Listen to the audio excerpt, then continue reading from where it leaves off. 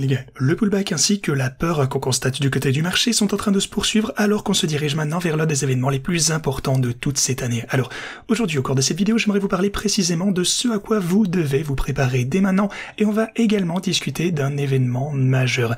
Kanye West a lancé une crypto. Alors, il faut que je vous avertisse d'être extrêmement prudent de ce côté. Je vais vous expliquer pourquoi. Il y a des choses qui se passent en interne avec des insiders, et voilà, des événements très étranges dont j'aimerais vous parler dans la vidéo d'aujourd'hui. Je vous tiendrai bien entendu au courant également au sujet de mes stratégies de trading ainsi que tout ce que vous devez savoir dès maintenant. Alors bienvenue à tous, je m'appelle Maxime et je vous apporte chaque jour des nouvelles vidéos en français sur la crypto. Si vous êtes nouveau sur cette chaîne, alors soyez sûr de vous abonner et d'activer la cloche dès maintenant. Alors, comme toujours, allons droit au but. Ce que vous pouvez observer du côté du Bitcoin, c'est que actuellement, eh bien, bon, pas maintenant, mais précédemment, on est descendu jusqu'à ma ligne orange aux 112 000 $, et depuis hier, eh bien, on a connu un rebond intéressant. Mais tout de même, eh bien, on est toujours dans les alentours de ces niveaux. La question est donc maintenant bien sûr de savoir si cette tendance va pouvoir se maintenir. Le marché subit actuellement des fluctuations eh bien assez négatives, non seulement pour les cryptos, mais également pour les marchés traditionnels. D'ailleurs, regardez ça. Tous ces événements suscitent de la crainte. J'aimerais donc discuter de ceci avec vous. Mais pour le moment, eh bien, ça va être le niveau à surveiller, 112 000 $. Je pense qu'il y a tout de même de bonnes chances qu'on puisse se maintenir de ce côté. Mais par contre, si ce n'est pas le cas, eh bien, le prochain niveau de support important, ce sera 106 000 $. Alors, encore une fois, je ne cherche pas à prédire précisément où le prix va pouvoir se situer, jusqu'où on va descendre, où on va pouvoir rebondir dans une semaine, tout ça, ça m'est égal. L'essentiel, c'est que je pense que le sommet n'est pas atteint, qu'il risque de se situer quelque part en 2026, et que tout ce qui se passe entre-temps, ce n'est que du bruit et des occasions pour accumuler. Tant que j'achète le creux, en cas de dip, et que mes stratégies de trading d'ailleurs le font automatiquement et prennent des bénéfices à la hausse, eh bien tout me va bien. La volatilité est plus forte, et je réalise donc davantage de gains, donc je ne m'inquiète pas de ces fluctuations, même en cas de grosse rechute. La seule chose qui m'apporte, bien entendu, c'est de savoir si on est dans un bear market ou non, et je ne pense pas que ce soit le cas. Alors, tout me convient de ce côté. Si jamais on devait rechuter plus bas, éventuellement je pourrais entrer dans des positions individuelles ici aux 106 500 et même peut-être aux 100 000 $, qui sait. Donc je surveille attentivement tous ces niveaux si jamais on devait perdre le prochain support. Mais encore une fois, selon moi, tout va bien, je laisse juste le prix évoluer. J'ai déjà un plan de toute façon pour réagir en cas de rechute. J'ai un plan également pour réagir en cas de hausse, et ça c'est quelque chose que vous devez surtout pas oublier, c'est comment sortir du marché. Voilà, pour moi tout se déroule comme prévu de toute façon, je réagis simplement à ce qui se passe. Mais j'ai déjà un plan et je m'y tiens. Alors, prenons maintenant un petit peu notre Ethereum, parce que hier il a affiché une grosse chandelle verte, on a essayé de refranchir ma ligne orange des 4355, et malheureusement on n'y est pas parvenu, ça fait 3 jours, 1, 2, 3 ici, chandelle journalière qu'on essaie de franchir ceci. Je pense que finalement on va pouvoir y arriver assez bientôt, mais voilà, c'est un niveau de résistance qu'il va falloir franchir assez bientôt, avant que ça ne devienne un problème. Le prochain sera également en 4451, donc on a un petit groupe ici, un cluster de résistance, comme on appelle ça pour l'Ethereum. On a également un support à 4000, ainsi que 3616 $, un petit peu plus bas, et puis vraiment l'énorme support ici, ça va être les 3000 $. Et encore davantage ici, vous avez les 2700, encore un gros niveau de support, et attention, je ne dis absolument pas qu'on risque de descendre aussi bas, je vous dis juste qu'il faudra surveiller attentivement ces lignes oranges. Si jamais on y revient, ce sera une zone intéressante pour un rebond potentiel. Ça incitait en tout cas les whales à acheter suffisamment à ces niveaux et à prendre des bénéfices à mesure qu'on approche des sommets de ce côté. Donc beaucoup de personnes sont sorties à ce moment-là. Si vous êtes un swing trader, c'est ok. Personnellement, c'est pas mon cas. Bon, enfin, même si pour le coup on réalise quelques transactions un petit peu plus rapides qui ont également été très rentables sur la chaîne, j'ai surtout tendance à laisser les stratégies de trading suivre leur cours. Je n'essaye pas de prévoir et d'avoir des timings parfaits. Alors pour Solana, on a affiché une grosse chandelle verte hier également. On essaie de franchir actuellement le niveau des 190 $. Pour Doge, bien rien de particulier à vous signaler de ce côté. Pour XRP, on est bel et bien rechuté pour rencontrer la ligne orange au 2,78. Cardano, gros rejet à partir du niveau des 98 cents également. Maintenant, on est en train légèrement de rechuter. Le support, ce sera au 80 cents. Alors pour PP, encore une fois, la boîte orange ici, ce groupe de support résistance, eh bien, est toujours d'actualité. On verra si on va pouvoir remonter plus haut. Vous pouvez voir qu'on a une chandelle rouge en journalière ici. On va essayer de rester au-dessus de ce support, donc je vous tiendrai au courant. Au sujet des marchés traditionnels, on a également observé une rechute assez importante hier, pour le coup, malgré une légère petite reprise. Pour le coup, on a eu une mèche beaucoup plus basse. Mais le truc, c'est qu'il y a énormément de crainte actuellement sur les marchés traditionnels. Et certaines personnes spéculent que l'engouement au sujet de l'intelligence artificielle serait en réalité une bulle géante. Alors, est-ce que c'est bel et bien une bulle? Bah, peut-être, probablement, j'ai envie de vous dire, mais la réaction du marché, je pense, est inquiet. Enfin, les gens sont inquiets, il y a beaucoup de similitudes avec l'éclatement de la bulle des dot-com en 2008, et c'est ce que la plupart des traders sont en train de craindre actuellement. De toute façon, je reviendrai à ceci un petit peu plus en détail. Mais pour commencer, au sujet de mes stratégies trading, où est-ce qu'on en est? Je suis en positif de 1,3 million de dollars sur mes stratégies dynamiques ici. Mon portfolio de bull market est en chute de 65, mais globalement, avec la volatilité à laquelle on assiste actuellement, eh bien je réalise simplement de plus en plus de gains pour chaque jour qui passe, ce qui est donc tout à fait ok. C'est vraiment la stratégie de toute façon que j'avais choisie. Alors, si vous souhaitez utiliser ces stratégies de trading par vous-même, je vous montre simplement comment je fais. Je vous donne pas de conseils financiers, vous le savez. Mais voilà, je vous mets tout ceci à votre disposition en description également. Alors, si vous souhaitez les utiliser, rendez-vous un petit peu plus bas. Regardez les tutos pour bien comprendre comment tout ceci fonctionne. Ensuite, vous pourrez vous inscrire via ce lien. Vous pourrez également rejoindre ce concours. Mais vous savez quoi? On va un petit peu parler de ceci. Vous avez la compétition de ce côté. Vous pourrez également obtenir de jolis bonus de dépôt. Le leader actuel, bon, pour le coup, c'est une adresse email. Alors, vous avez une deuxième position ici, CryptoCaster également en troisième.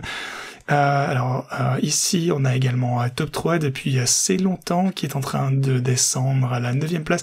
Bon, on a d'autres participants également, mais voilà. En tout cas, si ça vous intéresse, bon, on a également une deuxième page avec d'autres participants, de plus en plus de personnes s'inscrivent. Donc, c'est cool à voir, on a du mouvement en cours. Si vous souhaitez d'ailleurs participer, eh bien, n'hésitez pas à vous rendre en description de cette vidéo. N'hésitez pas à nous rejoindre, vous pourrez même accéder à certaines de mes stratégies en cliquant sur les liens que vous avez juste ici. Ça vous ramènera de ce côté, vous pourrez choisir l'altcoin que vous préférez si vous êtes optimiste sur une crypto en particulier. Si vous souhaitez peut-être éventuellement créer votre propre bot de trading et essayer de voir de meilleures performances, vous pouvez bien sûr le faire. Enfin, pour le coup, je vous ai déjà expliqué comment créer vos propres stratégies de trading. Tout ceci se trouve dans les tutos que vous avez en la description, je vous le rappelle. Donc n'hésitez pas à participer si ça vous intéresse. Si vous tradez sur Pionex, de toute façon, ça ne vous coûte rien de plus. Mais ceci dit, laissez-moi continuer parce que il y a vraiment quelque chose de dingue qui va se dérouler ce vendredi. Alors Powell va prononcer un discours. Pour le coup, l'année dernière, ça c'était à Jackson Hole. Alors ce discours a marqué un tournant majeur au cours de l'année dernière. C'est vraiment à ce moment-là qu'il a déclaré qu'il était temps de baisser les taux d'intérêt. La question est donc maintenant de savoir ce qu'il va déclarer à ce moment-là. Alors, il y a pour le coup un sentiment très clair que certains traders attendent. Ils appellent ça en fait l'après Jackson Hole. Ils attendent que la Fed exprime son opinion avant de commencer à trader. Tout le monde attend une baisse des taux d'intérêt. Il y a de fortes chances qu'il y ait énormément de volatilité au cours des quelques prochains jours. Donc d'ici la fin de cette semaine, je pense qu'on va avoir de grosses fluctuations parce qu'on est en quelque sorte en pause actuellement jusqu'à ces fameuses déclarations. On a également un compte rendu de réunion qui vient d'être publié. Alors pour le coup, les conclusions de ceci, principalement, c'est un point à retenir, disant que la majorité des membres de la Fed estiment que les risques d'inflation l'emportent sur les risques liés à l'emploi. Ça, c'est vraiment le point le plus important du compte rendu de la Fed. Alors, ce que la Fed a déclaré de ce côté, c'est que l'emploi, eh bien, c'est ce qui lui coûtera une baisse des taux d'intérêt en cas de chômage élevé. En tout cas, c'est ce qu'ils sont en train de déclarer ici. Apparemment, ils se soucient davantage des risques de l'inflation, ce qui signifie peut-être qu'ils ne feront pas chuter autant les taux d'intérêt que le marché ne le pense. Ça va sûrement prendre de toute façon plus de temps que prévu, mais c'est pour ça que je vous dis depuis le début qu'il ne faut pas être trop impatient. Alors, le pic, selon moi, sera au minimum à la fin de 2025, plus probablement vers 2026. Bien sûr, en attendant, on achète le dip, comme je vous dis depuis le début ici, même depuis les 15 000 $. Achetez vos altcoins, achetez vos bitcoins ici, préparez vos bags, mais le pic ne se situera pas au début de 2025, comme beaucoup de personnes avaient l'air de le penser, mais plutôt vers la fin de l'année. Et ça, une fois encore, selon cette théorie selon laquelle la Fed peut-être attendra encore davantage avant de faire baisser les taux d'intérêt, renforce ces théories. Par ailleurs, concernant la bulle dont je vous parlais, eh bien beaucoup de traders craignent que l'IA se trouve actuellement dans une bulle spéculative. Alors OpenAI, pour le coup, le PDG Sam Altman a également déclaré qu'il pensait que l'IA pourrait être dans une bulle comparant les conditions du marché à celles de l'essor du .com au cours des années 90. Alors continuons, la Fed ne peut justifier ces baisses de taux qu'avec un seul indicateur, le marché du travail. Et comme elle vient juste de le dire, eh bien, elle a affirmé dans son compte rendu que les risques d'inflation sont en train de l'emporter sur les risques liés au chômage. Ceci indique donc de nombreux traders à être beaucoup plus prudents. Beaucoup de personnes sont en train d'avoir un petit peu peur actuellement. Est-ce qu'on est dans une bulle? Est-ce qu'on a atteint le pic du côté du Bitcoin? Alors, encore une fois, je ne pense pas que le pic vienne d'être atteint, mais beaucoup de personnes, en tout cas, ont peur de ceci. Et c'est ok, c'est tout à fait normal. Maintenant, si jamais on regarde ce qui se déroule dans les coulisses, le Brésil suggère, ou propose en tout cas, de constituer une réserve stratégique de 19 milliards de dollars dollars en Bitcoin. Encore une fois, ce n'est qu'une proposition, on ne s'emballe pas pour rien. Voilà, son application n'est pas confirmée, mais ça va continuer à se produire dans de plus en plus de pays. De toute façon, le Bitcoin est l'actif le plus actif, le plus rare du monde. Donc pourquoi tout le monde n'en voudrait pas? Enfin, je tiens à vous mettre en garde contre la crypto lancée par Jeezy ou Kanye West. On spécule actuellement que son compte aurait potentiellement été vendu il y a quelques mois. Certaines personnes suggèrent qu'il n'est actuellement pas au contrôle de son compte Twitter lui-même. Alors pour le coup, cette crypto, vous vous en doutez, vient totalement d'exploser. Elle a atteint près de 3 milliards de dollars en market cap. Alors, si jamais on regarde ce qui s'est déroulé juste avant, vous pouvez constater de nombreuses similitudes avec l'affaire Aiden Davis. Si vous connaissez Aiden Davis, il avait lancé l'arnaque Libra, il a également lancé l'arnaque Melania, d'ailleurs il y a quelques mois. Et vous pouvez constater que quelques heures seulement avant ceci, on a eu un déblocage de 57 millions de dollars en USDC suite à l'effondrement de Libra. Alors pourquoi? Aiden Davis, pour beaucoup, ce n'est pas évasif, aucune preuve de préjudice irréparable n'est prouvée et l'affaire risque d'être rejetée. Donc Aiden Davis est désormais, vient de récupérer un accès légal à ce genre de fonds. Il peut donc maintenant les utiliser gratuitement. Alors qu'est-ce que ça signifie? Est-ce qu'il a versé une partie de ses fonds à Kanye? Est-ce que c'est peut-être pour ça qu'il avait besoin de cet argent avant le lancement de la crypto? Ça pourrait être une explication. En tout cas, il y a énormément de similitudes entre Libra, Melania, ainsi que la crypto Jeezy ici. Donc soyez très prudents avec ce token, je ne vais pas l'acheter moi-même, peut-être que je passe à côté de quelque chose, peut-être pas, mais en tout cas ça ne me pose aucun problème pour la tranquillité d'esprit. Je vais simplement investir dans des actifs de qualité comme le Bitcoin, Ethereum, Solana, et je vais les laisser faire leur truc.